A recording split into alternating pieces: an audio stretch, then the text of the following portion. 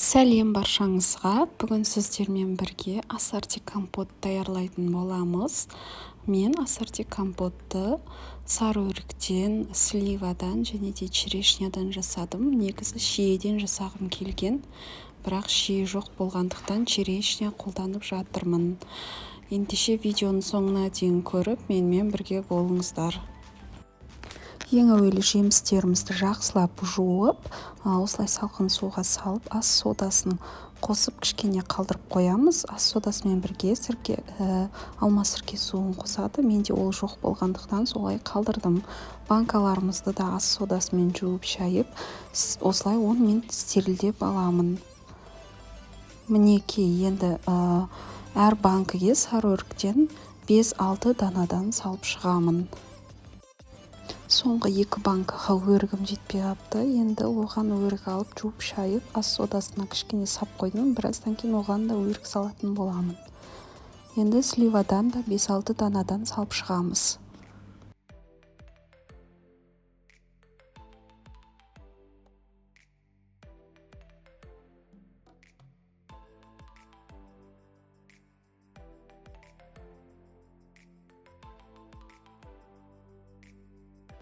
Черешнядан әр банкаға бір уыстан салып шықтым.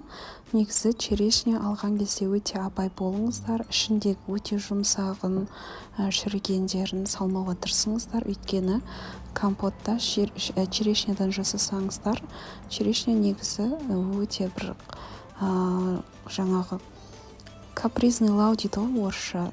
Сондай жемістің бірі, ол атып жіберуі мүмкін. Сондықтан лайым шие болғаны дұрыс.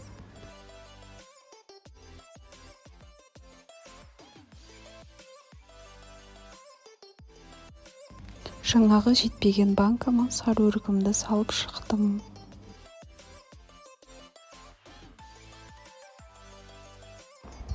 Енді сақырлап қайнап тұрған суымызды құйып, бетін жауып, 20 минутқа қалдырып қоямыз. Және де айтарым, қақпақтарды да стерилдеп қоясыздар. Қайнап тұрған суда 5 минут қалдырсаңыздар, сол да жетеді.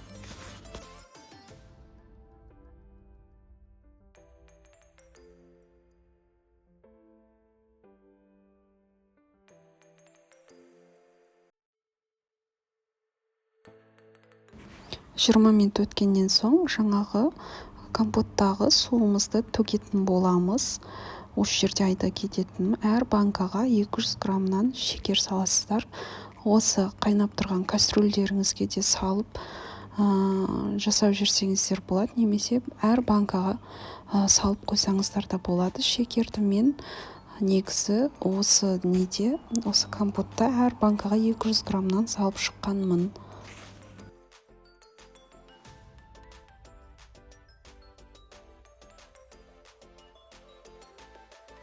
Менде закрывашканың осындай түрі. Алдыңғы закрывашкамен жасай алмадым мүлдем, сондықтан осыны қолданамын. Енді жаңағы кастрюлямыз қайнағаннан кейін банкамыздың үстіне барлығын құйып шығамыз. Сол закрывашкамен жауып шығамын барлығын.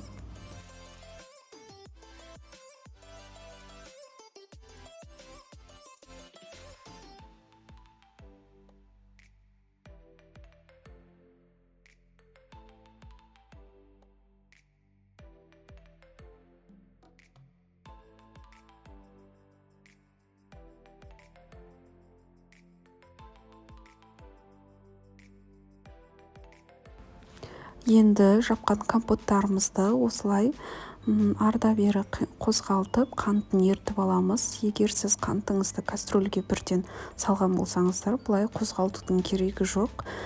Мен одеялға 1 күнге оратып қоямын, себебі черешнядан кішкене қорыққаным бар. Ал егер қорықпаймын, атылмайды, мен баяғыдан жасап келе жатырмын, одеялсыз қойып қоя салам десеңіздер, ол да болады.